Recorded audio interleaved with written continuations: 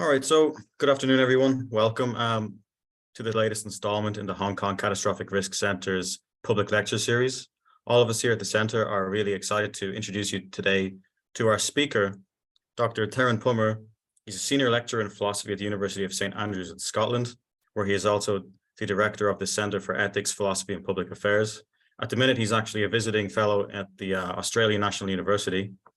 His research lies primarily in ethics and metaphysics, and his work has been published in journals like Ethics, Journal of Philosophy, Journal of Ethics and Social Philosophy, Philosophy and Public Affairs, Philosophical Studies, and many more top journals.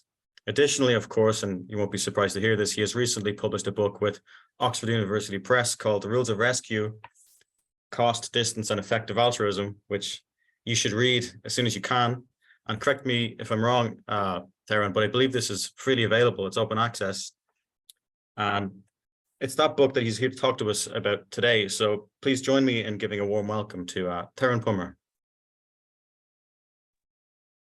Well, thanks so much for having me, Adam, and thanks for that really warm introduction. Hopefully next time I'll get to see you all in person. So yeah, I think you should have the handout now in the chat, and I'll go ahead and begin the talk.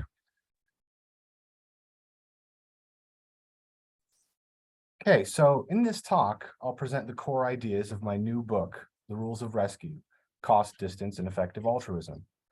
The general aim of the book is to argue that the morality of emergency rescue cases applies to a wide range of everyday cases in which you can use time or money to help distant people in need of food, shelter, or medical care. Emergency rescue cases are cases in which you can prevent serious harm to nearby people who are urgently in need of assistance. Perhaps they're drowning or trapped in burning buildings. In these cases, it seems wrong not to help when you can do so at no or little cost to yourself. But when the costs to you are great, it seems morally permissible not to help. That is, not helping isn't wrong. Suppose a boulder is about to crush a stranger to death. Well, many of us think you'd not be morally required to throw your legs in front of the boulder, even if that would certainly save the stranger's life. Many of us also believe that the morality of rescue is sensitive to numbers. If you could costlessly save one stranger, or instead costlessly save two others, you'd be morally required to save the greater number. That is, it'd be wrong not to save the greater number. I'll defend a series of claims about the moral relevance of cost and numbers in rescue cases, and argue that these claims carry over to a range of real-world cases. For example, while you're morally required to make some contributions to charities that aid people in extreme poverty, you're not morally required to give away all your resources aiding others. And, for example, in a range of cases, you're morally required to give to charities that would use your gift to save more lives rather than fewer. Perhaps, for example, one charity saves one life for every $6,000 donated, whereas another charity saves two lives for every $6,000 donated. In general, I argue that helping distant strangers by donating or volunteering is morally more like rescuing nearby strangers than we might have initially realized. Now, before turning to my arguments for all these claims about rescue and charity, let me briefly say something about the strategy of the arguments. So I'll be arguing from claims about emergency rescue cases to claims about more everyday cases of donating and volunteering. But why do this? Why am I moving in this direction? Why am I not just directly defending the claims about donating and volunteering that I want to defend? Well, one reason for starting with emergency rescue cases is that there's likely to be more disagreement about everyday cases of donating and volunteering than there is about rescue cases. There's widespread disagreement about whether we're ever morally required to give to charity.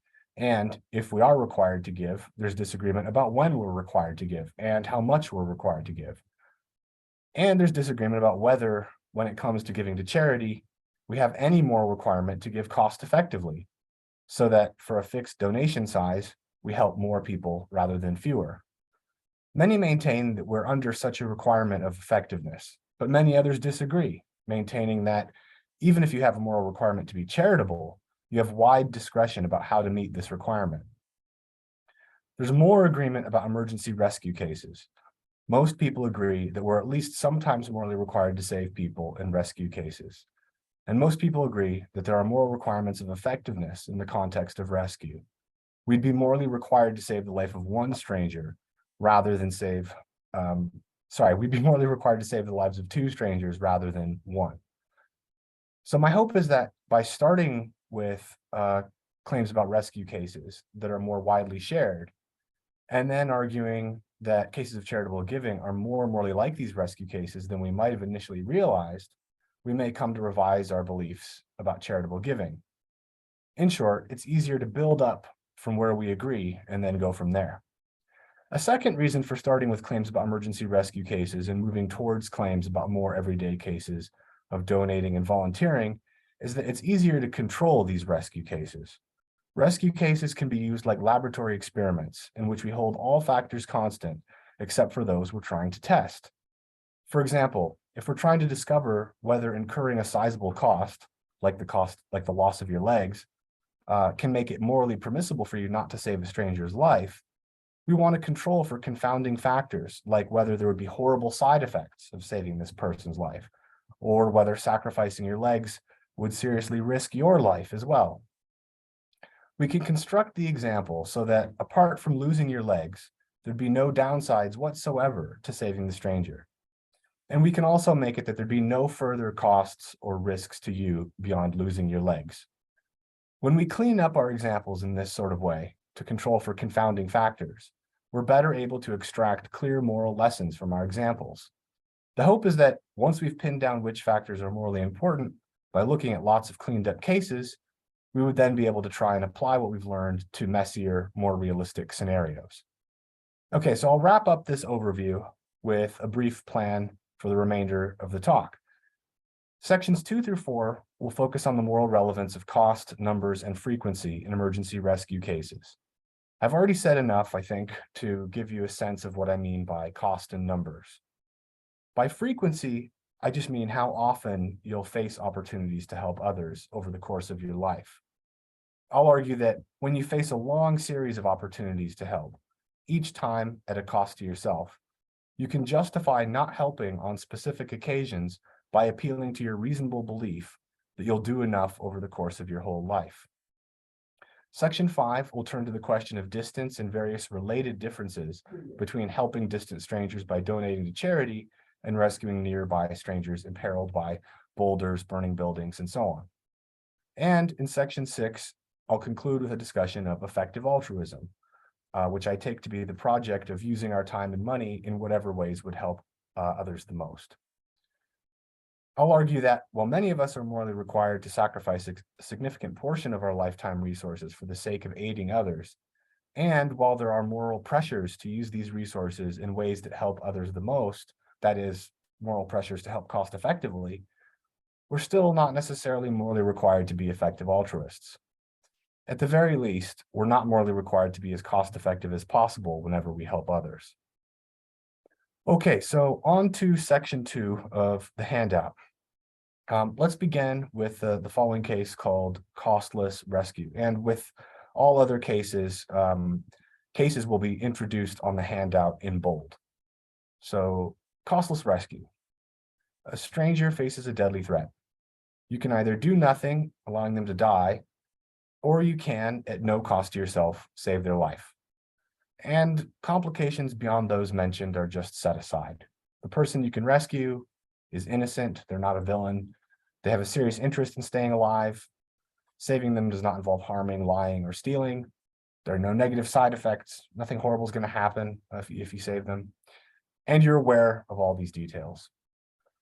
Suppose, for the sake of more concrete illustration, that a boulder is hurtling toward a stranger. If you do nothing, it'll crush them to death. You can save this person's life by effortlessly kicking a log into the path of the boulder, and there's no other way they can be saved. Well, it seems clear you're morally required to save the stranger in this case. It's wrong to let them die. But now consider costly rescue. A stranger, again, faces a deadly threat. You can either do nothing, allowing them to die, or you can, at great cost to yourself, save their life. Depending on how great this cost to you is, it can be morally permissible to allow the stranger to die. Surely it's permissible to let a stranger die when saving them costs you your own life. But it also seems permissible to let a stranger die when saving them costs you much less than this. You have a permission not to save a stranger when this comes at a great cost to you, even if not saving the stranger comes at a much greater cost to them. Suppose, for the sake of concrete illustration, that a boulder is again hurtling toward a stranger. If you do nothing, it will crush them to death. You can save this stranger's life only by putting your legs in the path of the boulder. I take it that having your legs crushed is a great enough cost to make it permissible to let a stranger die. Now, I said that there'd be wide agreement about these cleaned up rescue cases, but it's important to note that even here, there won't be universal agreement. Most people agree that in cases like costly rescue, you have a permission not to save a stranger when this comes at a great cost to you, even if not saving the stranger comes at a much greater cost to them. However, those who accept the moral view known as act consequentialism would disagree with this claim, as according to act consequentialism, you're always morally required to do whichever available act has the best, impartially best outcome. That is, it's the outcome that's best from an impartial point of view. I'm going to assume act consequentialism is false. Even if it produced the impartially best outcome for you to sacrifice your legs to save a stranger's life, it seems morally okay for you not to do this. Exactly how great does a cost need to be to make it permissible not to incur it, even when incurring the cost would save a stranger's life? My sense is that we're not able to know this. It's not clear that there's a precise cutoff here between great and not great. And even if there is, it seems to me unlikely we'd ever be able to tell where it is. Even if we can't say what counts as a great enough cost, we can see that the sacrifice of your legs is great enough, and presumably the stubbing of your toe isn't. You'd be morally required to incur a stubbed toe if that saved a stranger's life. Now, the two factors I've focused on so far are the harm you could prevent to strangers in rescuing them and the cost to you of doing so. These factors play different roles. While the harm you can prevent serves to require you to rescue, the cost to you of rescuing serves to permit you not to. This is one instance of the distinction between requiring reasons, which are considerations that serve to require, and permitting reasons, which are considerations that serve to permit without serving to require. So, more precisely, a requiring reason to do an act contributes toward making this act required. A requiring reason to do an act does not always make it required. After all, there may be a stronger requiring reason to do an alternative, pulling with greater force in another direction, so that there's more requiring reason overall to do this alternative. For example, there's a requiring reason not to shove me onto the ground, but there's a stronger requiring reason to prevent a stranger from being killed by a boulder. If the only way to prevent the stranger from being killed involves shoving me onto the ground, then there's more requiring reason overall to shove me to the ground than to refrain from doing so. A permitting reason to do an act contributes toward making this act permissible without contributing toward making it required. And a permitting reason does this specifically by preventing requiring reasons from making this act wrong. In general, an act is wrong when there's more requiring reason overall to do an alternative, and there's no sufficiently strong permitting reason to do this act. But it can be permissible to do an act, even when there's more requiring reason overall to do an alternative, if there's a sufficiently strong permitting reason to do the act. So this might sound a bit complicated, but the idea is actually very simple. Let's walk through how this distinction between requiring reasons and permitting reasons works in the cases of costless rescue and costly rescue. So there's a requiring reason to save the stranger in costless rescue. There's an equivalent requiring reason in costly rescue. However, while there's no sufficiently strong permitting reason not to save the stranger in costless rescue, there is a sufficiently strong permitting reason not to save the stranger in costly rescue. In costly rescue, the cost to you of saving the stranger is not merely a scratched finger or stubbed toe. Such a small cost might provide you with a weak permitting reason not to save the stranger, but it would clearly be an insufficiently strong permitting reason in the face of the strong requiring reason to save the stranger's life. In costly rescue, saving the stranger comes at the cost of painfully losing your legs. I take it that this is a sufficiently strong permitting reason, even in the face of the strong requiring reason to save the stranger's life. You're therefore permitted, but not required, to refrain from helping in this case. Okay, on to section 3 of the handout. We'll now turn to the moral relevance of the number of different people you can rescue. So let's begin with the following case. Costless no conflict. 2 strangers face a deadly threat. You can do nothing or save one stranger's life at no cost to yourself, or save both their lives at no cost to yourself. As before, complications beyond those mentioned will be set aside. Those you can rescue are innocent, not villains. They have serious interest in staying alive. Saving them does not involve harming, lying, or stealing, and you're aware of all these details. Suppose, for the sake of concrete illustration, that a boulder is hurtling toward one stranger, and that another boulder is hurtling toward another stranger. If you do nothing, both strangers will be crushed to death. You can save one life by effortlessly kicking a shorter log into the path of one of the boulders. You can instead save both lives by effortlessly kicking a longer log into the path of both boulders, and there's no other way either person can be saved. In this case, you're required to save both strangers. It is impermissible, that is wrong, to let them both die. It's also wrong to save just one. In costless no conflict, there is most requiring reason overall to save the lives of both strangers and no permitting reason not to. Okay, now consider a slightly different case. Costless conflict. 3 strangers face a deadly threat. You can do nothing or save one stranger's life at no cost to yourself, or save the other 2 at no cost to yourself. Tragically, you cannot save all 3. Suppose that a boulder to your left is hurtling toward one stranger, and that a boulder to your right is hurtling toward 2 other strangers. If you do nothing, all 3 strangers will be crushed to death. You can save the one stranger by effortlessly kicking a log to your left. You can instead save the other 2 by effortlessly kicking a log to your right. In both costless conflict and costless no conflict, you can save the lives of 2 strangers or instead save the life of one stranger. But there's an important difference between these cases. In costless no conflict, requiring reasons do not conflict. Let's call the 2 strangers Albert and Betty.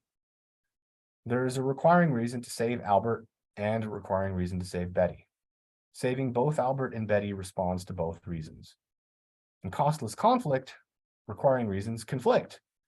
There is a requiring reason to save Albert, a requiring reason to save Betty, and a requiring reason to save a third stranger, Carlos. You cannot respond to all these reasons. This fact about conflict cases forces us to ask whether and how these conflicting reasons balance against each other.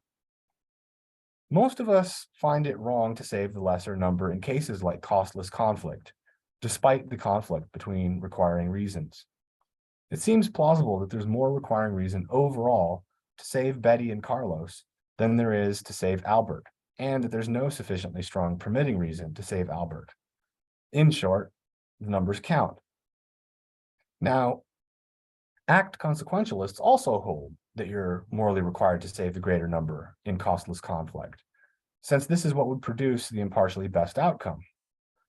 While I agree with act consequentialists about what you're required to do in this sort of case, I disagree with their explanation as to why you're required to do this.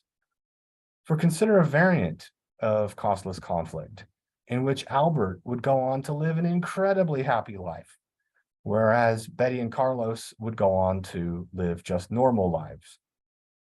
Standard act consequentialists would have to say, in this case, that you're required to save Albert rather than save Betty and Carlos, insofar as Albert's great happiness means that saving just him would produce the impartially best outcome. But I think this is not plausible. It seems to me that as long as Betty and Carlos would go on to live sufficiently good lives, they'd each have just as strong a claim to being saved as Albert does. So it seems to me that even in this variant of costless conflict, in which it's impartially better to save Albert, you'd still be required to save Betty and Carlos, contrary to act consequentialism. I've claimed that in cases like costless conflict, there's more requiring reason overall to save Betty and Carlos than there is to save Albert, and that there's no sufficiently strong permitting reason to save Albert. This seems to involve combining the reasons to save Betty and Carlos so that they together outweigh the reason to save just Albert.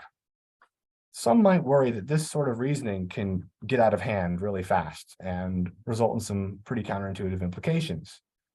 If reasons can combine so that a greater number of reasons outweighs a lesser number of reasons, then wouldn't we end up with a moral requirement to save billions of people, each from suffering a mild headache, rather than save a single person's life? Some people accept this implication, but it's important to see that we're not forced to accept this implication, just in virtue of claiming that in cases like costless conflict, the reasons to save Betty and Carlos are together stronger than the reason to save just Albert. For example, we could hold that while a greater number of reasons can combine to outweigh a lesser number of reasons that are each of a similar strength, a greater number of reasons cannot combine to outweigh a lesser number of reasons that are each of a much greater strength. In other words, even if a greater number of deaths outweighs a lesser number of deaths, no number of mild headaches outweighs even a single death. Next, notice that the claim that you're required to save the greater number in costless conflict doesn't imply that you'd be required to save two strangers rather than save your mother, child, or best friend. It's an important feature of the costless conflict case that you have no special connection to any of the three people that you can save. It's plausible that you're permitted, if not required, to save one of your nearest and dearest rather than save a greater number of strangers. This is so even when the cost to you of saving either group is otherwise roughly the same. Finally, I'd like to briefly note a potentially interesting interaction between cost and numbers. So consider another case, costly conflict. Three strangers face a deadly threat. You can do nothing, or save one stranger's life at great cost to yourself, or save the other two at the same great cost to yourself. Again, tragically, you cannot save all three. Suppose for concreteness that helping in either way comes at the cost of your legs. And let's again call the one Albert and the two others Betty and Carlos. While there's most requiring reason overall to save Betty and Carlos, there's also a sufficiently strong permitting reason to do nothing. Accordingly, it's permissible to save Betty and Carlos, and it's permissible to do nothing. However, it is not permissible to save Albert. The framework of requiring reasons and permitting reasons explains why not. First, there's substantially more requiring reason overall to save Betty and Carlos than there is to save Albert. This would make it wrong to save Albert if there were no sufficiently strong permitting reason to save him. And second, there is no such permitting reason. While there is a strong cost-based permitting reason not to save Albert and also not to save Betty and Carlos, there's no cost-based permitting reason to save Albert. To have a cost-based permitting reason to save Albert, there would have to be some alternative that's costlier to you than saving Albert, so that saving Albert avoids this cost. But neither alternative to saving Albert is any costlier to you. Since there's no sufficiently strong permitting reason to save Albert and more requiring reason overall to save Betty and Carlos, it's wrong to save Albert. In other words, there are cases in which it's wrong to rescue a lesser number of people rather than rescue a greater number, even though it's permissible to rescue no one. This may seem puzzling at first, but I believe the framework of requiring reasons and permitting reasons shows how cases like this are possible. Okay, on to section 4 of the handout. Having looked at the moral relevance of cost and numbers, let's now turn to the moral relevance of the frequency of opportunities to help others. So far, I have focused on permitting reasons grounded in the cost to you of performing an act of helping.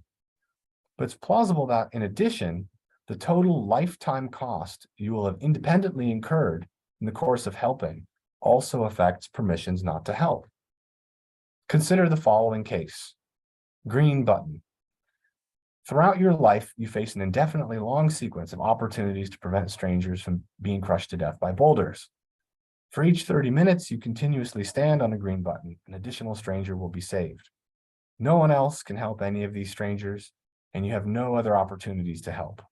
For example, you'll never be able to donate to charity. Obviously, you're able to donate to charity in the real world, but in this example, let's suppose you won't ever be able to help in any other ways besides those that I've explicitly mentioned.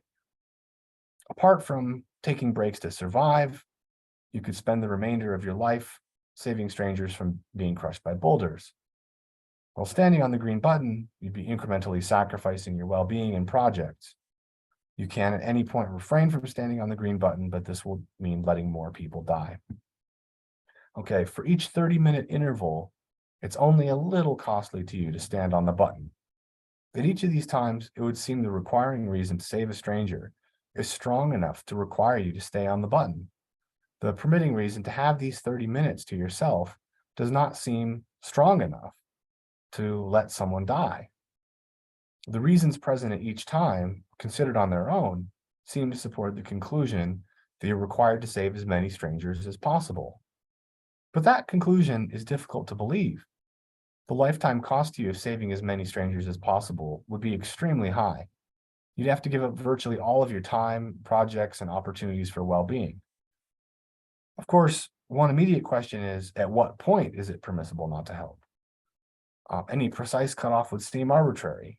Why draw the line at saving 100,000 strangers and not 99,999? As with what counts as a great enough cost, it's not clear that there's any precise cutoff here. And again, even if there were such a precise cutoff, it seems unlikely we'd be able to tell where it is. Either way, it seems clear that you're not required to stay on the green button as long as possible. At the same time, though, it would also seem wrong never to stand on the green button.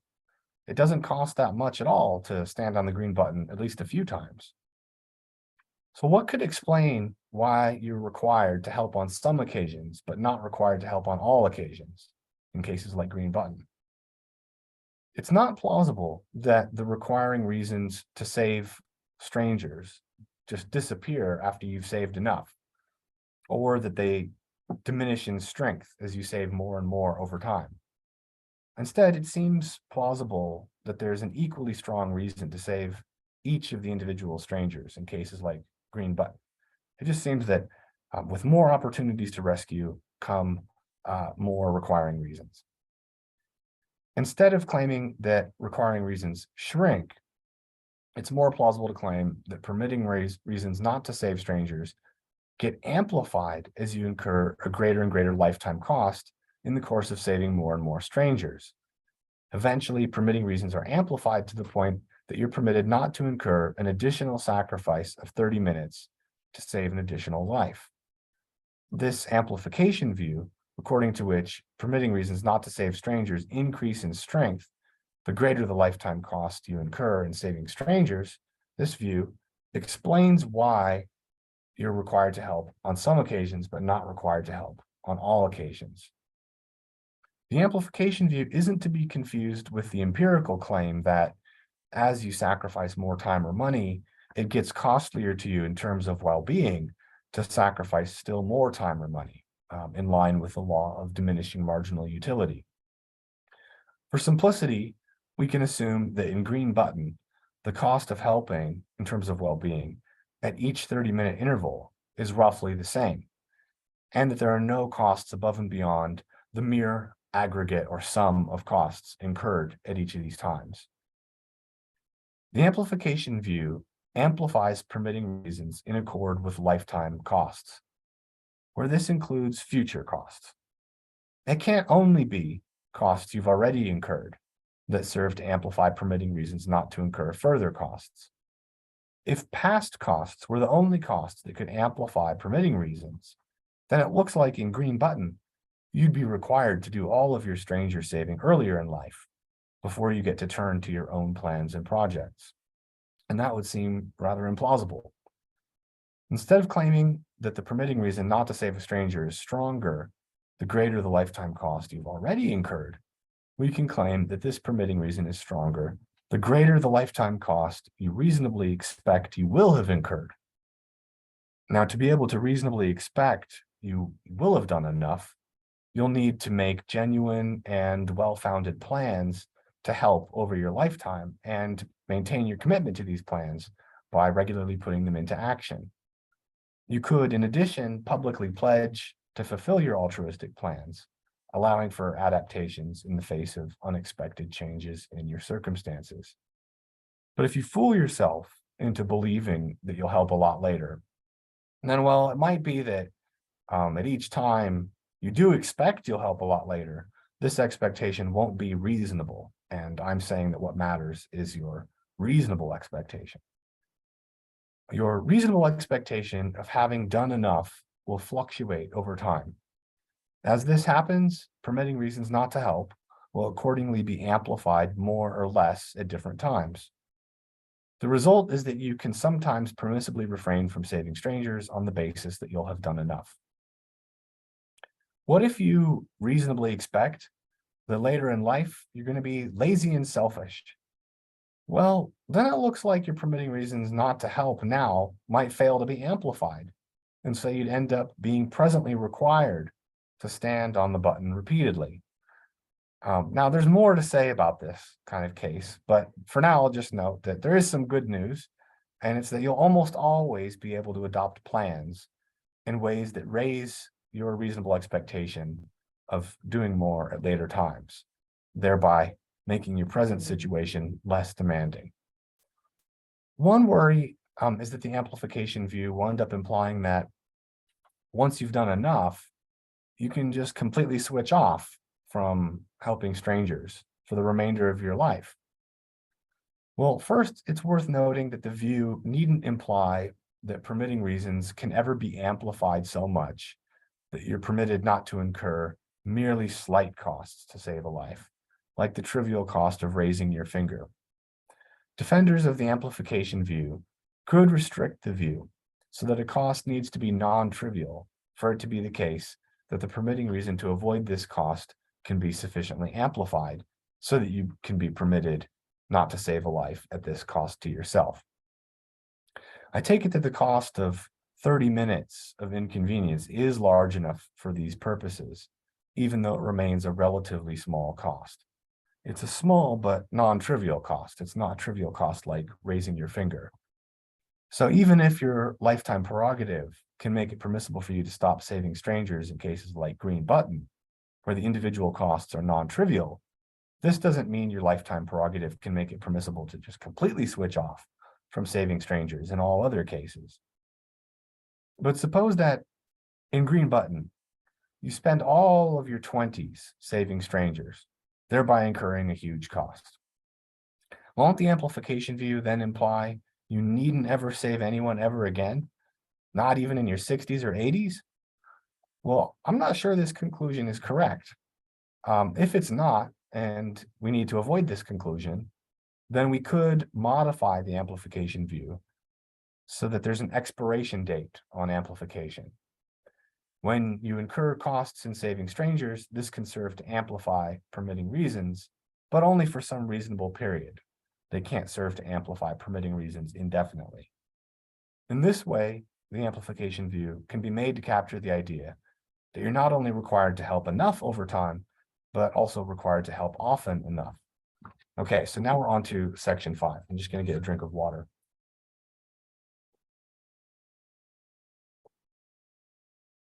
Okay, so we're going to turn to the question of distance and various related differences between helping distant strangers by donating to charity and rescuing nearby strangers by pulling them out of burning buildings or pulling them out of ponds. Many find it plausible that while we're morally required to incur substantial costs to help people in nearby emergency rescue cases, we're not morally required to incur costs to help distant people by donating to charity. Is there a morally relevant difference between these two ways of helping strangers? Well, let's focus on the following pair of cases. This is pond and charity. So pond first. You're walking past a shallow pond and see a stranger drowning in it. You can safely wade in and pull the stranger out, but this will mean ruining your new clothes, worth $3,000. If you do not save the stranger, they'll die. And charity, there are malaria charities operating in areas of extreme poverty that save on average one life for every $3,000 they receive. You can donate to such a charity right now by visiting a website and entering your credit card details. So a charity like the Against Malaria Foundation. These cases differ in several ways. They differ in terms of distance. In cases like Pond, you're physically near those you can help, whereas in cases like Charity, you are not. They differ in terms of salience. In cases like Pond, the plights of those you can help tend to attract and hold your attention, whereas in cases like Charity, they do not. After all, it's one thing to see someone drowning, quite another to merely read about it in a written report. They differ in terms of uniqueness. In cases like Pond, you alone can help, whereas in cases like Charity, you're one of many different people and governments who can help. And these cases differ in terms of uncertainty. In cases like Pond, it's certain that pulling the stranger out will help and not harm, whereas in cases like Charity, it's uncertain that donating will help and not harm. Even if some of these differences are morally relevant, none of them precludes a moral requirement to aid distant strangers. There would remain strong morally requiring reasons to help distant people whose plights are not salient. To see this, consider the following imaginary case. Distant Pond. A stranger is drowning thousands of miles away. While you cannot see them, you have excellent evidence that you can save them by pressing a button that would instantly put a life buoy within their reach.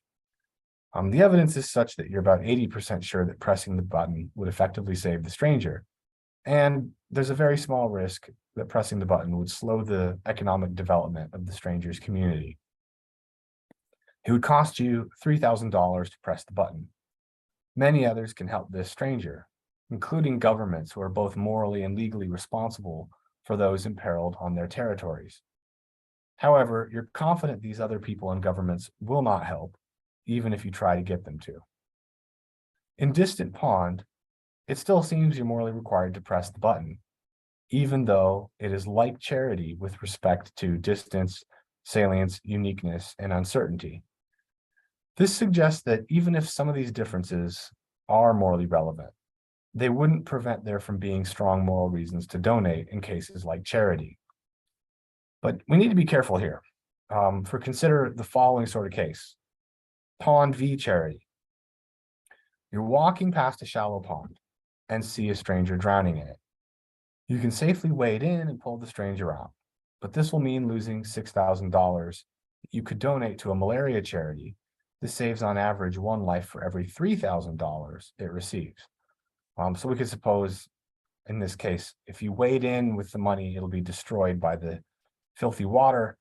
But if you try to leave the money on the side of the pond, the wind will just blow it in anyway. So in this case, you can donate your $6,000 to the charity only if you let the stranger drown. If there are strong requiring reasons to help distant strangers by donating to charity, and there's more requiring reason overall to save 2 lives rather than 1, as I argued in the section on numbers, then won't this mean that in Pond v. Charity, you're morally required to let the stranger drown so that you can go on to save greater number of strangers through donations? Well, this would seem a rather implausible implication. Fortunately, the claim that there are strong reasons to help distant strangers by donating to charity does not force us to accept this implausible implication about Pond v. Charity. We can claim that both sorts of reasons to help nearby people and to help distant people by donating, both of these sorts of reasons can require us to incur large costs to help. But we can add that when these reasons come into conflict with each other, as they do in this case, the reasons to help the nearby stranger outweigh the reasons to help an even greater number of distant strangers. Now, we might be tempted to claim victory for the moral relevance of distance or salience, claiming that one of those factors is the explanation. That is, that we should give priority to the physically near over the physically far, or give priority to people whose plights are salient over those whose plights are not salient. But I'm inclined to reject these sorts of explanations. For example, in the case of salience, it might explain why we in fact help those who are near, because we're psychologically locked on to their plights. Salience is like a spotlight. It shines on some and leaves others in the dark. But it's morally irrelevant that the spotlight shines on some but not others. Even if salience does in fact affect who we save, it doesn't directly affect our moral reasons or requirements. Here's what seems to me a much better explanation of why you might be required to save the drowning stranger in Pond v. Charity. When you save the stranger from drowning, you give someone a very large chance of being saved. For example, you may be over 80% sure that if you waded to the pond, you'll prevent the stranger from drowning. By contrast, when you donate to charity, you do not give anyone a very large chance of being saved. Instead, you only give each of many people a very small chance of being saved. So let me explain this more fully. Even if a charity saves on average one life for every $3,000 it receives, this doesn't mean that for each $3,000 the charity receives, an additional life is saved. Many real-world cases of giving to charity work in terms of thresholds. The charity needs a certain amount of money to make a large humanitarian operation happen, which would in turn save many lives. Each small donation to the charity brings them closer to the amount needed to proceed with the humanitarian operation. So rather than saving a life, your donation of $3,000 may instead bring about a 1 in 300 chance that the charity will have enough money to fund their large humanitarian operation, where this operation would save the lives of 300 strangers. This is how the charity saves on average one life for every $3,000 it receives, but doesn't save an additional life for each additional $3,000 it receives. Suppose this is how the charity in the Pond v. Charity case works. Then your choice of whether to save the drowning stranger at a cost of $6,000 or give it to charity amounts to a choice between, on the one hand, giving one person, the drowning stranger, a very large chance of being saved, and on the other hand, bringing about a 2 in 300 chance of saving 300 lives. Now, it's true that a 2 in 300 chance of saving 300 lives has the expected value of saving 2 lives. But many of us find it plausible that we should concentrate the chances of helping rather than spread them out thinly. We should concentrate them in a way that gives the drowning stranger a very large chance of being saved, rather than give each of the 300 a very small chance of being saved. This is so even if you'd be required to incur a substantial cost to give each of 300 people a very small chance of being saved. Okay, there's an awful lot more that could be said about these issues, but I hope to have at least illustrated how we may be required to save the one stranger in Pond v. Charity, even though we still have strong requiring reasons to help in cases like charity, and indeed, even though we're generally under a requirement to save the greater number. Okay, so on to section 6, but I'm going to have one more swig of water. Okay, finally, we come to effective altruism. So first, I'll say a little bit about the context and background of effective altruism. Next, I'll say what it is to be an effective altruist, and then I'll conclude the talk with an exploration of whether we're required to be effective altruists. Throughout this exploration, I'll apply various lessons learned about the relevance of cost, numbers, frequency, and distance. So first, here's the context. Climate change is on course to cause millions of deaths and cost the world economy trillions of dollars. Nearly 1 billion people live in extreme poverty, millions of them dying each year of easily preventable diseases. Just a small fraction of the thousands of nuclear weapons on hair trigger alert could easily bring about global catastrophe. New technologies like synthetic biology and artificial intelligence bring unprecedented risks. Given the number of severe problems facing the world today and the resources required to solve them, we may feel at a loss as to where to even begin. The good news is we can improve things with the right use of money, time, talent, and effort. These resources can bring about a great deal of improvement or much less, depending on how they're allocated. The effective altruism movement consists of a growing global community of people who use reason and evidence to assess how to do as much good as possible and who take action on this basis. Launched in 2011, the social movement now has thousands of members, as well as influence over billions of dollars. The movement has substantially increased awareness of the fact that some altruistic activities are much more cost-effective than others, in the sense that they do much more good than others per unit of resource expended.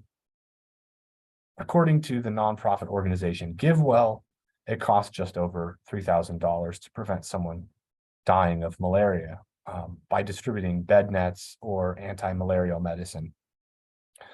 By contrast, other charities would require tens of thousands of dollars, if not much more, to save one life. Such differences in cost effectiveness mean that depending on where you donate your limited money, you could save one life or 10, for example. Giving to charity is just one sort of altruistic activity. There are plenty of others. Many effective altruists aim to do as much good as possible in their career choices, and they seek guidance on how to do this from organizations like 80,000 Hours. In any case, assessing the cost effectiveness of various altruistic activities is no easy matter. Sometimes it requires expending time and effort in processing large and complex bodies of evidence. In other cases, the issue instead concerns determining how confident to be about the possible outcomes of activities in the absence of much, if any, hard evidence. Largely for these reasons, cost effectiveness assessments are often centralized within the effective altruist community. Okay, but that's about the effective altruism movement. What exactly do I mean by effective altruism?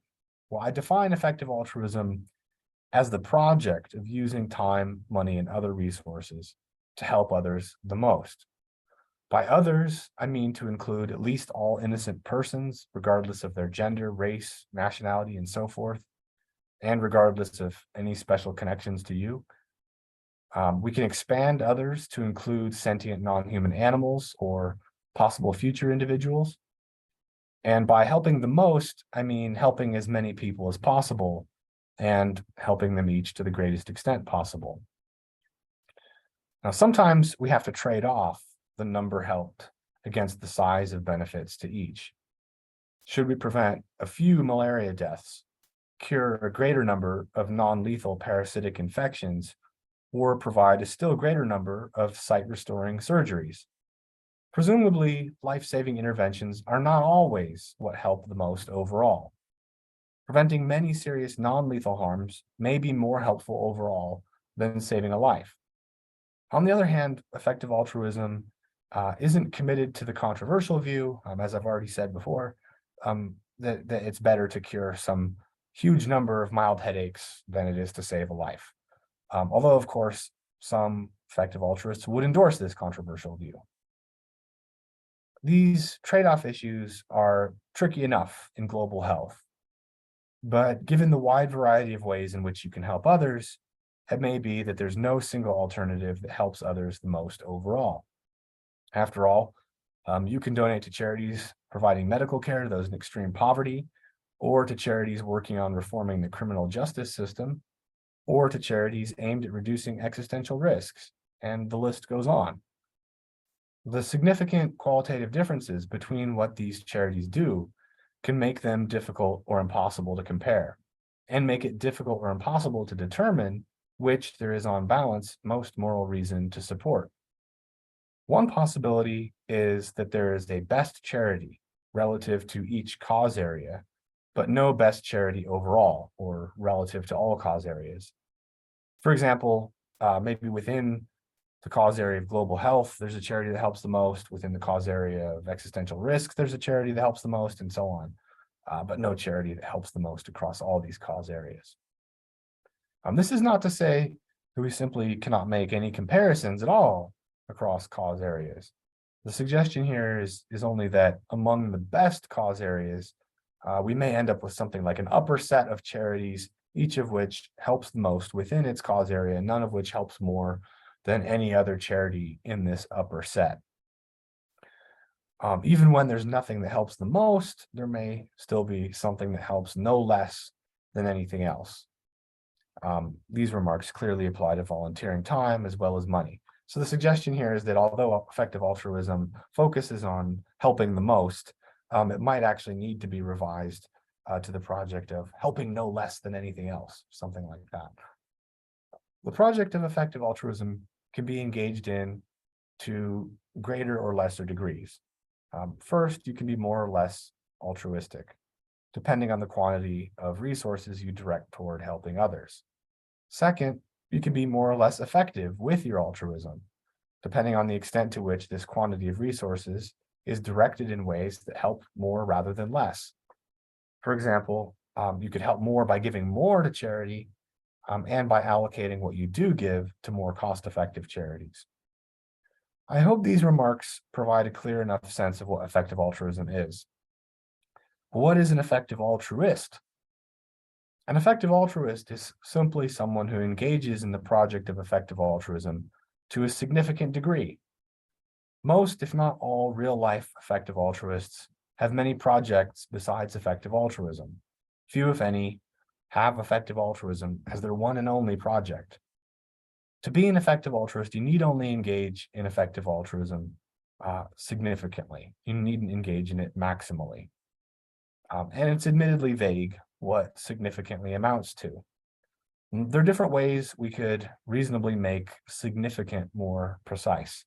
On one way, you need to allocate at least 1% of your time and money to the project of helping others the most to qualify as an effective altruist. On another way of making significant more precise, you need to allocate 10%, or at least 10%. Some ways of making significant precise will be unreasonable. Clearly, you needn't allocate 100% of your time and money to pursuing effective altruism to qualify as an effective altruist. Finally, since you needn't join the effective altruist community to significantly engage in the project of using time and money to help others the most, you can be an effective altruist without participating in the community.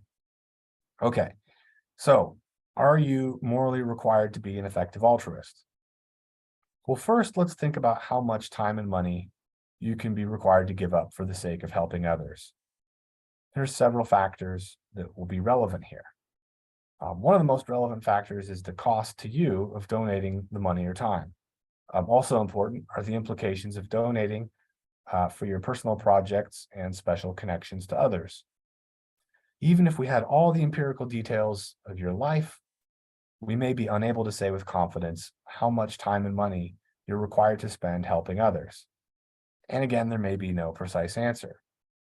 In addition, the relevant empirical details of your life may differ from mine. If I'm much wealthier than you, then donating will typically cost you more well-being than it will cost me, dollar for dollar. If you have a parent with an expensive medical condition and I don't, then you may not be required to sacrifice as much to help strangers as I would be. For a significant portion of us in the world today, it seems that requiring only 1% of our time and money on helping others is too permissive, and that requiring 50% is too demanding. To keep things simple, let's go with tithing, that is giving 10%. It seems plausible enough that for many people, the cost of giving away 10% of their lifetime resources wouldn't be all too great.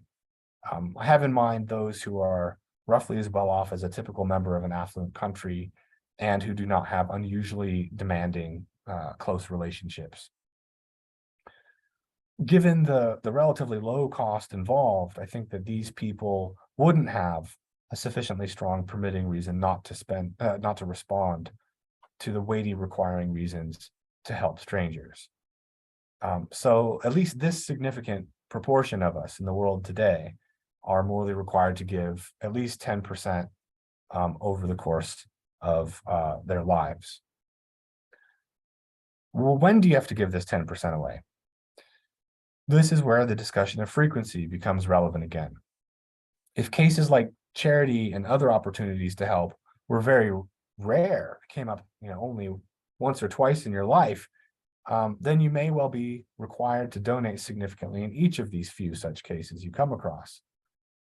But since in the real world, your opportunities to help are very frequent, you may be required to donate in only a relatively small fraction of these cases. And it's largely up to you to decide when to help.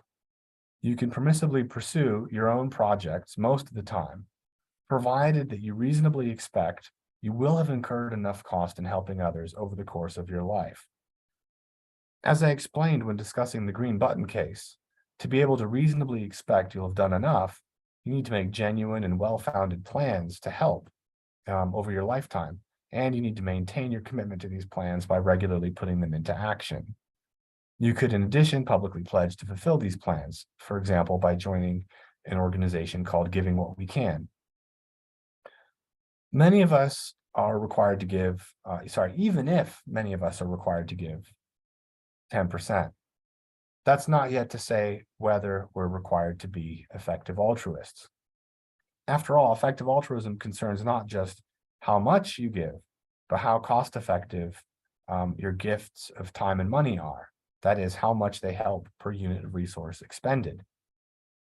So are you required to use your altruistic resources more cost-effectively rather than less cost-effectively? Well, the numbers do seem to matter. There's more requiring reason overall to prevent harm to 2 strangers than there is to prevent harm to 1 stranger, holding fixed the severity of harm per person. In short, there's a moral requirement to save the greater number. This requirement carries over to the context of charitable giving. Consider the following case. 2 charities. There are charities operating in areas of extreme poverty. One charity saves on average 1 life for every $3,000 they receive. Another charity saves on average 1 life for every $6,000 they receive. You can donate $6,000 to one charity or the other, where again, the idea here is that one charity is twice as cost-effective as the other. As I've suggested, it's not usually the case that charities save an additional life for each additional donation of the average cost of saving a life. So 2 charities isn't, strictly speaking, a choice between using the $6,000 to save 1 life and using it to save 2 other lives. Instead, 2 charities is more like a choice between using the $6,000 to bring about a 1 in 300 chance of saving 300 lives, or instead using it to bring about a 2 in 300 chance of saving 300 other lives. In this way, it's a choice between saving 1 life in expectation or saving 2 lives in expectation. And it remains plausible that you're morally required to save 2 lives in expectation rather than just 1. So it seems you're required to give to the more cost-effective charity. Indeed, it would seem wrong to give to the less cost-effective charity, even if you had a sufficiently strong permitting reason not to donate the $6,000 to either charity. This is like what I said earlier about costly conflict.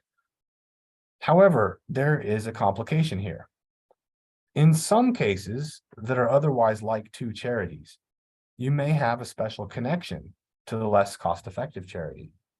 For example, perhaps you lost a loved one to cancer, and you could give to a cancer prevention charity that saves on average 1 life for every $6,000 donated, or instead you could give to a malaria prevention charity that's twice as cost-effective in terms of lives saved.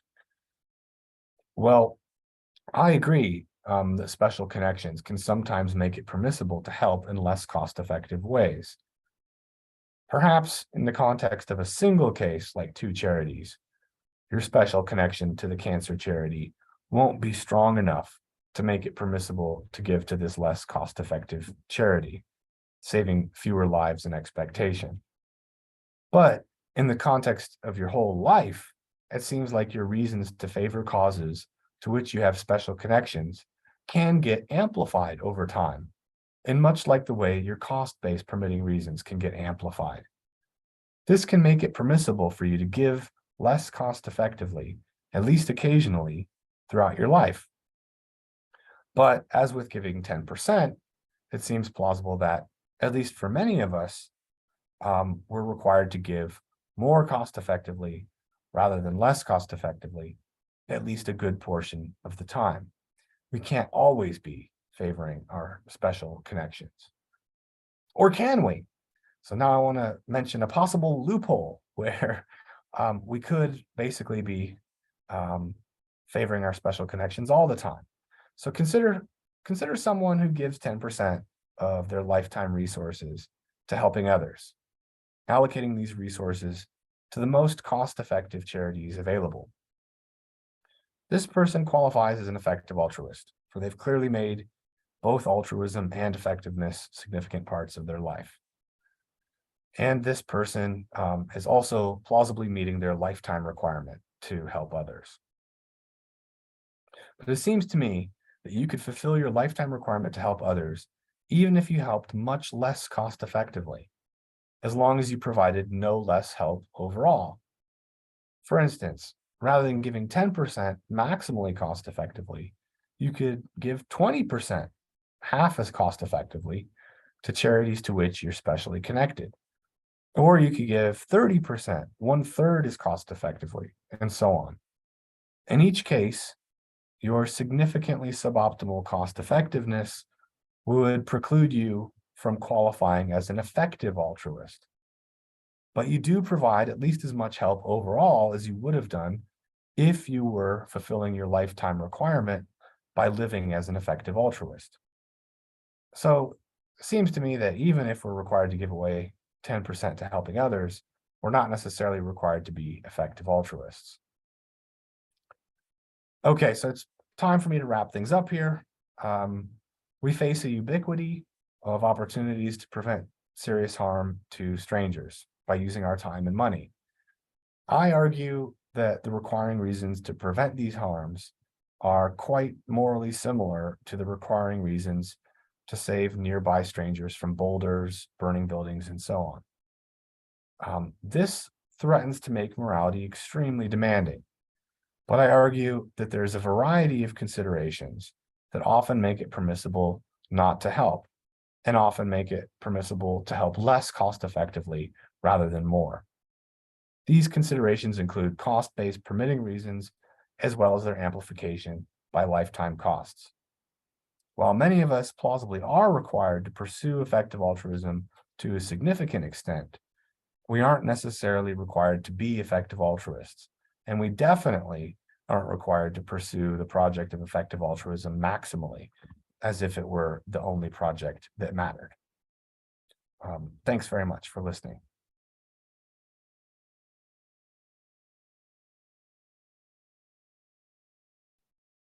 All right, thanks so much, Theron. Okay, so for Q&A, how about if you've got a question, you can use the hand raising function, or you can just type it in the chat. If you've got a short follow-up question to somebody else's question, or you want to follow up on a point, I guess just type follow up in the chat as well. All right, so Dan Pallies has a question first. Yeah, thanks very much for the talk. It's really cool. I just wanted to invite you to say more about the point that there's much more to say about, namely the comparison between saving specific lives versus saving lives in expectation. I was a little bit surprised to hear that as the suggested response, because I guess I'm just thinking, well, if I have like a policy of saving specific lives rather than maybe twice as many lives as in expectation, if there's a repeated number of these choices, and I'm always going for the lesser number of specific lives rather than the greater number of lives in expectation, then at least in the long term, it seems like I can be really confident that I'll have saved significantly fewer people than I otherwise would have. And if it seems like that's the way that you should think about it, and so it seems like that would be a mistake to have this kind of policy. But if it seems like it's a mistake to have that as a policy, then I would think that it would also be a mistake to have it in the one particular instance too, since I should just have this policy of going for the greater number of expected lives, whether it's merely lives in expectation or not. So I was just wondering what you thought about that. Yeah, excellent. Yeah, you might know that Larry Temkin has a view about aggregation called the disperse additional harms and concentrate additional benefits, which is structurally like the view that I was offering to deal with the Pond v. Charity case. And it has this exact problem that you mentioned, where there's going to be a clash between individual action and the policy. And you might find the policy, to have implausible implications, and the individual actions to have the view to have plausible implications about individual actions. And I think one way you could go there is to sort of embrace the disharmony between individual actions and policies and say things like, well, if I had my hands on the policy levers, I would make it so that people couldn't be acting this way. But, as an individual, I am going to act this way. That's one type of response. Or you could try to smooth it out in the way you suggested, saying, you were suggesting the disharmony is a bad thing. So if we don't like the policy, we should revise what we say about the individual cases. And yeah, I mean, that's a reasonable position. So maybe I'll just note that there are other ways to go about the Pond v. Charity case. And in the book, I talk about the way cost-based permitting reasons and autonomy-based permitting reasons can also help explain why you would at least sometimes be permitted to save the drowning stranger in the Pond v. Charity type cases. Unfortunately, those sorts of considerations don't get the intuition that a lot of people have that you'd be required to save the drowning stranger.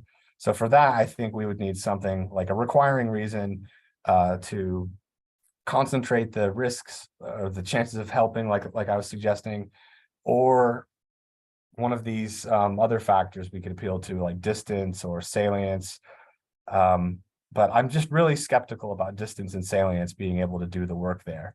So yeah, I haven't really answered your question in any sort of definitive way. And I think that reflects the fact that this is I think this is one of the least, let me put it this way, this is one of the most difficult outstanding issues in my whole project, is how to deal with the Pond v. Charity case. Yeah. Okay, thanks. Faye? Yes, thank you for the talk. So my question is would you please just help me to understand the permitting reason and the required reason, and just check that if I understood correctly. So I understood that if an action is permissible, if there are sufficient permitting reasons for the action. And if an action is required, then there are strong required reason, and there's no sufficient permitting reasons to something to do otherwise, right? So, and then in the in the costly conflicting cases, it is permissible to not to help, but if you choose to help, then it's required to help, to help greater or to save greater life than less life. And do I understand correctly? Is the basic meaning of permitting reason and the required reason? Yeah, I think so. So I'll just say a few things back to you to to kind of like confirm. The way I'm thinking about permissibility is like there are two roads to permissibility, basically. So an act could be permissible if it's the act you have overall most requiring reason to do it. Then, as it were, you don't need a permitting reason for it to be permissible. But if it's not one of the acts that you have overall most requiring reason to do, then for it to be permissible, you better have a sufficiently strong permitting reason. That you need some permitting reasons to come in and counteract the requiring reasons against that act for it to be permissible. So yeah, that's how I was thinking of the connection between requiring reasons and permitting reasons and being required and being permissible. Oh, sorry, go ahead. Sorry, yeah, just another clarification is in the conflicting case, can I understand it as there are actually two orders of permitting and the requirement? Like the first order is it's permissible to not help, but not required to help. And the second order, I mean, like, well, if you do help, if you choose to help, then it's required to save more life than save less life. So am I correct that actually there are two kind of order or two level of kind of requirement or permissibility there going on in the Yes, yeah. I mean, I tried to avoid getting into this stuff about conditional requirements, but you're right. So I think, yeah, the way I think of the costly conflict case is that it's permissible to do nothing, but if you are going to help, then you're required to save the greater number. Now, it's really important that we interpret that conditional requirement correctly, though. So I don't think it means that the fact that you have decided to help changes what you're actually required to do, so that now you are just required to save the greater number. No, it's still permissible not to save the greater number. It's just a purely conditional claim. And I think it's, in a way, I mean, part of the reason I had mentioned conditional claims is I just think I can say everything I want to say about the case without the conditional claims. Like, the key thing is that, like, no matter what, it's wrong to save the lesser number. So, and there doesn't seem to be much additional information added to saying, like, if you're going to help, then you're required to save the greater number. It seems like we could just get all the information out there without conditionals by just saying, it's wrong. It's still wrong to save the lesser number. But yes, anyway, to answer your question, yes, you're right. There are these different levels. There's what you're, if you like, what you're non-conditionally required to do. And then there's what you're conditionally required to do. Okay, thank you. Ziggy Lee.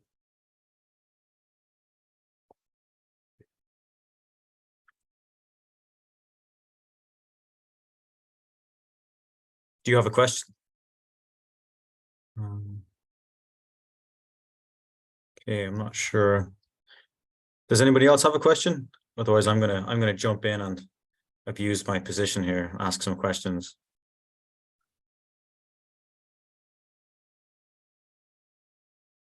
All right, so I had a couple of questions. So I was particularly happy to see your discussion of partiality, because one of the things I've often been struggling with when thinking about effective altruism was to what degree I thought partiality could ground what you would call permitting reasons to opt out of giving to the most paradigmatically cost-effective charities. But I was sort of puzzled by this distinction between responsibly acquired special connections and non-responsibly acquired special connections that you talk about in the book.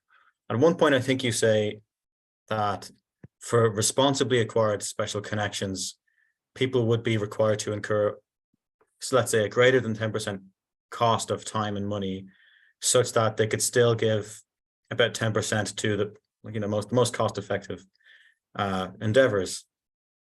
But I was thinking, well, some people might think that that's not pushing the permitting reasons that come with partiality far enough, and you might think, well, they're even involved with these responsibly acquired special connections. So I was wondering if you could clarify this distinction between the two types of special connections, and also maybe say a little bit about how you would respond to someone who pushes this extreme partialist view. Right, good. Yeah, so I mean, in the book, you're right. I talk about this distinction between responsibly acquired special connections and non-responsibly required special connections, and kind of like paradigm examples of non-responsibly acquired special connections would be a child's special connection to their parent. You know, they had no say in the matter. And maybe a paradigm case of responsibly acquired special connection would be like a business agreement or something like this, where all the terms of the agreement are like kind of like made clear up front, and then you agree to it. Maybe friendship is in between. It's like you're not totally sure what it's going to be like being this person's friend. So I think it's, first of all, it's not the case that we can like sort out responsibly and non-responsibly acquired special relationships very cleanly. But I guess like if we focus on the really non-controversial cases of responsibly acquired, where it's like you can reasonably predict what's going to happen here. You're going to acquire all these extra duties to help these particular people. You have to be their bodyguard now. And you're coming at it like initially with this background requirement to help, strangers at a certain level, say 10% of your time and money. I find it a bit weird that like you can just kind of by voluntarily going into this special relationship with your business partners, take away money that would have been going to the strangers. But maybe I don't have to be that extreme. I don't have to say that you always have to meet that baseline independently of the responsibly acquired special relations that you then pile on top of that. I could have a more moderate position where I say, you can take away some of the resources you were going to devote to the strangers, but like, you can't strip away all of it. But I think that like the really important thing that I want to get out is that there's a difference between responsibly and non-responsibly acquired. So, if you have like a comparison between two different people, one of them who has like a paradigmatically non-responsibly acquired special connection, another one who has a paradigmatically responsibly acquired connection, I want there to be some difference in what they're required to do for strangers, like tracking the responsibility facts there. Sorry, this is a really rich topic, and I probably went over it in a rather bumpy way, but yeah, I think I'm not sympathetic to the really hardcore like partialist view that says you can just like get out of all your duties to strangers, but maybe I could concede a little bit to them more than I do in the actual book. Maybe that wouldn't be a bad thing as far as ecumenicism goes. Yeah, I'm not, if I can follow up to my own question, it's maybe a little bit cheeky. I don't think I'm sympathetic to that really extreme partialist view, but I do think, I sometimes feel guilty about this, I do think I'm more prone to partialism than I think many of my effective altruist friends would be. So I'm just thinking about even some responsibly acquired special connections. I mean, just suppose suppose somebody joins the military or something, and you know usually full well in advance if you're going into the military what might happen to you or your comrades, let's say, and let's say post-military they decide to spend most of their free time that's engaged in charitable giving, helping out veterans and so on. I think a lot of people might have the intuition that that's permissible and maybe even praiseworthy in some sense, but they also might think that at the same time there's no presumption that they should be giving more and more of their time, so that they should also be helping out the strangers. But that's just an example off the top of my head. I as you can tell, I'm not in the military, philosophy professor, but just some philosophers that were in the military. No, that's true. But yeah, no, that's a great example. Yeah, so for these like real world cases, I would just need to think through all the details very carefully. And I mean, this might sound like a bit of a cop-out, but one thing I was thinking about saying in the military example is that, we might need to differentiate between moral assessments of the person at different times as well. And it might be that what we want to say about their decision beforehand to like foreseeably acquire all these special connections that would then eat into their stranger saving, that's not great. Or maybe like they don't have certain moral powers at that time, but maybe over time they sort of become a different person. There's these issues about psychological connectedness and so on. And, in a way, after you go through the military, you might, in a sense, like wake up in this position where you're sort of like, in a way, it is like they're non-responsibly acquired for you in that, at that later time. But yeah, so in those sorts of cases, I'm inclined to say hedgy things like that to try and accommodate the more common sense thought that what that person's doing within certain like limits would be permissible and as you say, also praiseworthy.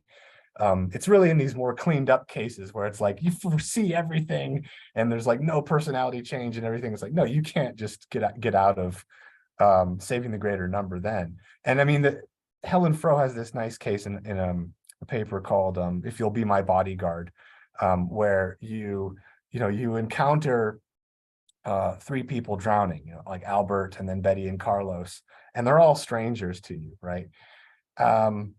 And so it looks like you're required to save Betty and Carlos. But suppose before you do that, you look at Albert and you like extend your hand. I want to make a deal with you to be your bodyguard.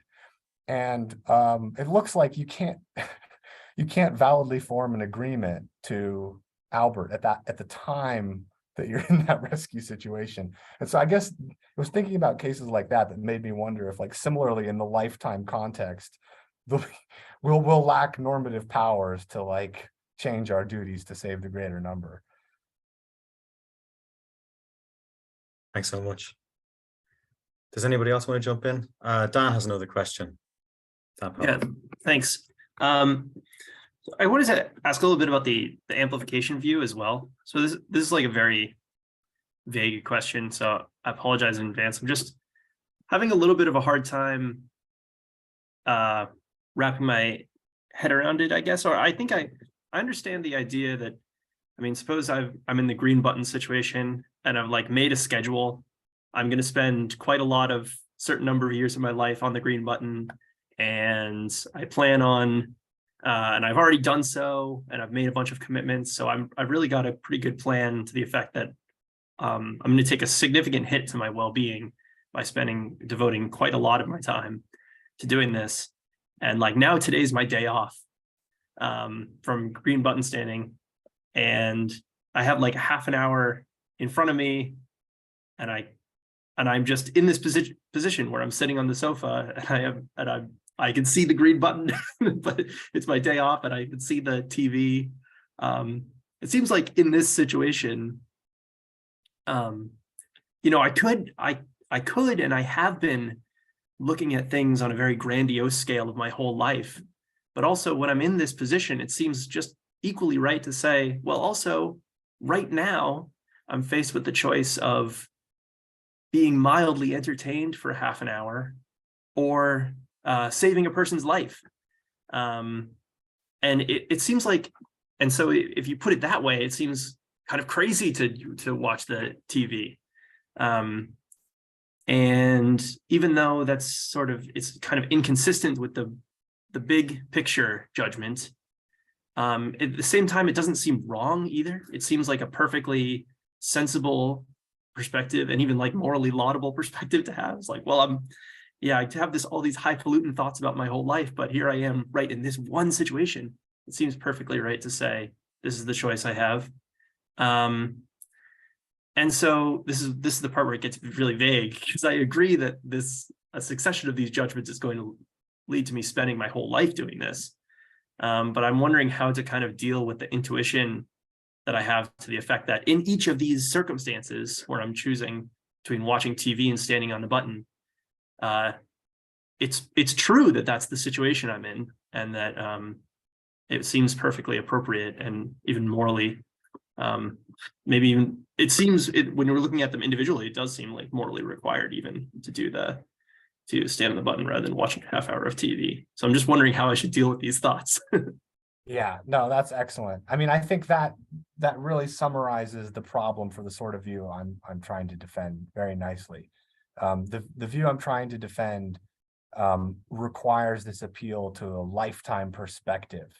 And you might think that equally valid is this individual moment perspective. But if you do that, as you say, over time, you lose all your money, or you lose all your friends and time and project, blah, blah, blah. So I think one thing to say, and this is a more pragmatic point, is that you might, while you're in the rescue situations, decide to switch off from that individual perspective, even if in a way it's a valid perspective. The justification that you have is to sort of like look away and reframe the way you approach decision making so that you're not looking at the green button. You know, if the green button were staring you in the face, it might actually be hard for you to enjoy anything in life or enjoy watching TV or whatever it is. So I think the justification is in part to ignore the kind of situation that you're in, to like switch off from it. And what's interesting about these like Pond v. Charity cases is that the drowning child pulls you back into this individual perspective. Maybe you had permissibly switched off from the individual perspective in the context of charitable giving because you've given so much, or you made these plans to do so, and you see a drowning child. Or we could make it that some effective altruist comes up and shakes you and says, you could donate right now or something like this. In either of those cases, you might think being brought in to this situation does deprive you of certain justifications that you might have otherwise had. But I'm not sure about this. I mean, I think another thing that we could say is that the lifetime perspective can be bridged with the individual perspective. So, and this works on my view by appealing to what your current reasonable expectation is. So what I'm thinking is that, if you see the green button right now, as long as right now you also have the reasonable belief that you've pushed it enough, then you're permitted to look away from it and look at the TV instead. So I think that I definitely take your point, and I feel this tension between the two perspectives as well. But I think that the only way to avoid the implausible implications that, of staying on the button forever, we have to appeal to some sort of lifetime perspective. And I think the best way to do it is to appeal to it in a way that connects up that perspective with your justification at the time. So that's, anyway, yeah, I've kind of repeated myself a bit, but it's your current reasonable expectation of having incurred enough lifetime cost that can make it permissible for you currently to refrain from pressing the green button. And I think this is a justification you could also offer to the particular people that you would have helped. So it's not just like a more impersonal justification, but you can look the people in the eyes and tell them, the costs to me would have been too high. It's not that I'm not appealing to the relationship between the other people I helped and you, or like treating you as if you were just part of this aggregate. But what I'm appealing to is a fact about myself, a lifetime fact about myself that changes my moral relationship to you. And that's why, you've experienced bad luck, basically. If I could have given you and everyone else an equal chance of being saved, look, I would have done that, but that would have also itself messed with all my projects. So it's really just bad luck, and it's nothing about you, nothing against you per se. That's helpful. Thanks. It's a tough question. So we started a little bit late, so we might be able to get another question in if anyone wants to ask something. I don't want to be greedy and ask another question myself.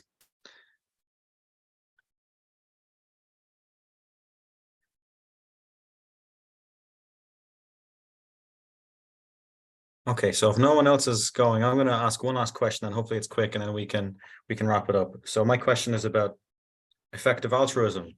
So I think, and correct me if I'm wrong here, I think you would place yourself broadly in alignment with people like Larry Temkin and Angus Deaton insofar as you're aware of the risks of certain endeavors to, for example, help out those in extreme poverty.